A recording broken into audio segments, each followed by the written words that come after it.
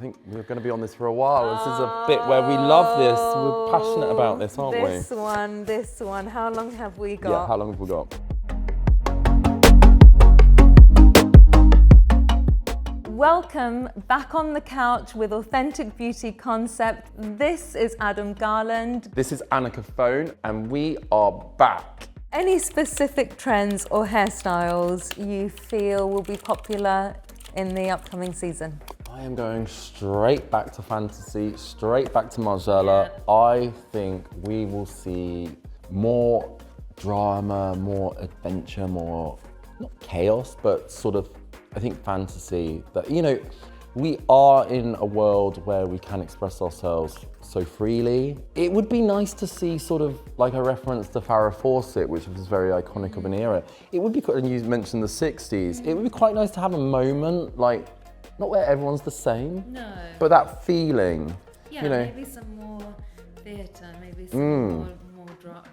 Drama, yeah, absolutely up for the drama. What is your most important memory related to hair? I feel that my most important memory of hair was that first day in the salon when I'd made a commitment to myself that I was going to do an apprenticeship in hairdressing. And that very first day, walking into Harrington's in Maidenhead and meeting the team and knowing that, you know, it was going to take, you know, at least 2 years to get there. If I think to where I am now, that was such an important moment. Yeah.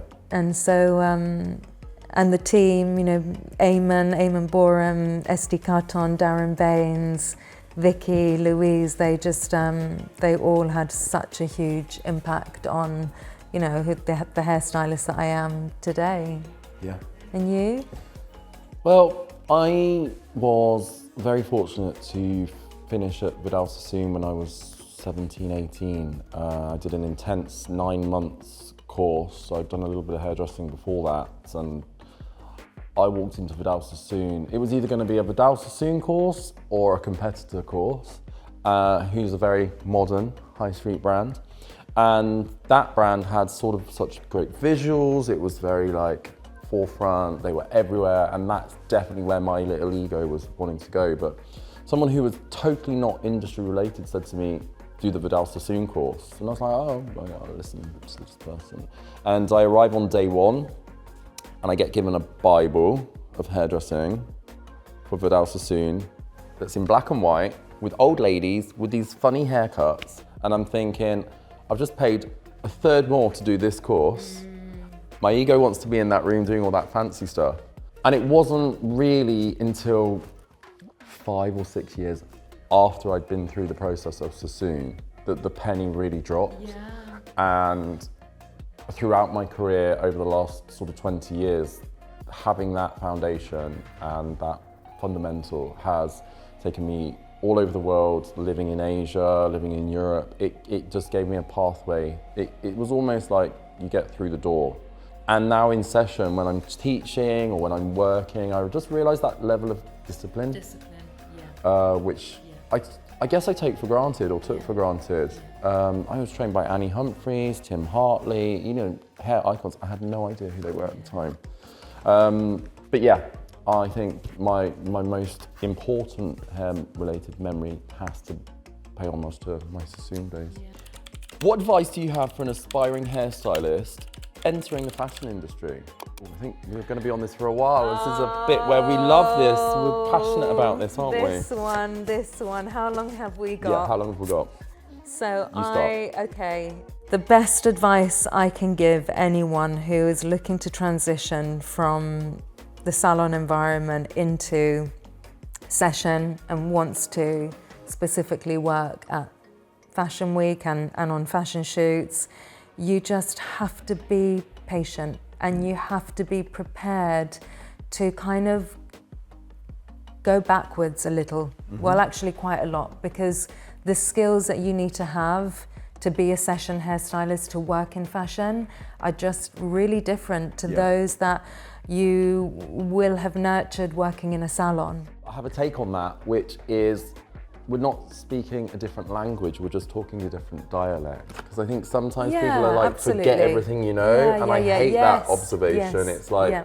you don't need to go, sorry, pick Yeah, up. no, you're absolutely right. And yeah, and I just think being prepared to have to adapt, you know, no shoot, no show, no video shoot, no runway show is the same.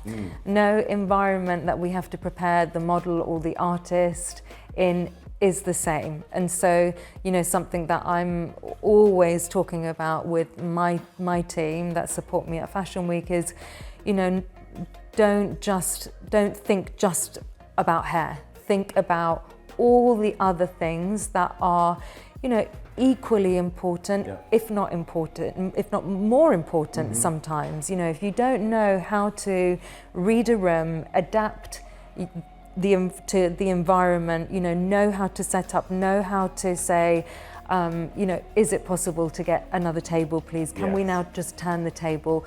Where's the closest PowerPoint?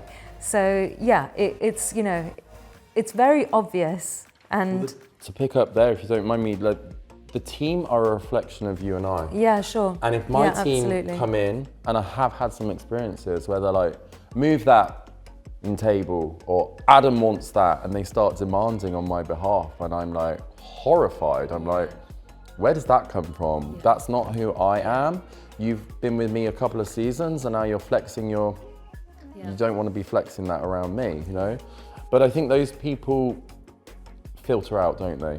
I think, you know, your main team see that, and they support you. And I think, you know, what I've also observed is, you know, and I've experienced it, you know, we all have an ego and we all have insecurities. And Absolutely. I think when anyone does go into an environment where they start, you know, maybe not speaking well or not being respectful or being unkind, I think it just says more about them and what they might be going through.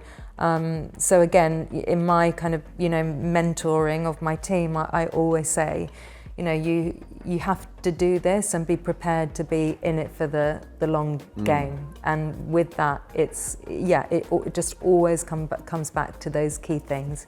You know, patience, hard work, being vulnerable, Absolutely. You know, and being humble, and knowing that you're never gonna know everything from the get-go, and you just have to have a curiosity and a passion to keep learning, keep adapting, and you know, and be punctual.